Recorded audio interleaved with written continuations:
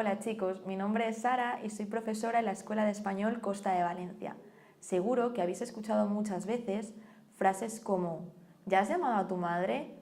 O salimos ya o llegaremos tarde. ¿Pero realmente sabéis para qué utilizamos ese ya? Ya tiene diferentes usos en español.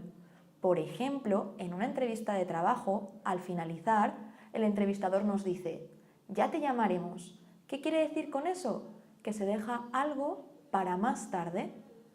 O por ejemplo, yo todas las semanas les digo a mis amigos «la semana que viene dejo de fumar». Y ellos me contestan «ya, ya». ¿Qué quieren decir con eso? Que no me creen, están siendo irónicos. Pero ya tiene también otros usos. Por ejemplo, cuando nuestra madre nos riñe, nos dice que hemos hecho algo mal, nosotros le contestamos, ya, tienes razón. Con eso queremos darle a entender que estamos de acuerdo con ella, que entendemos lo que nos está diciendo. Pero ya también lo utilizamos para pedir inmediatez. Por ejemplo, en una cena, la mesa está puesta, está todo el mundo sentado y solo faltas tú. ¿Y qué te gritan? Te gritan, ven ya. ¿Qué quiere decir? Ven inmediatamente. Bueno, y hasta aquí, por hoy, los usos del ya. Hasta luego.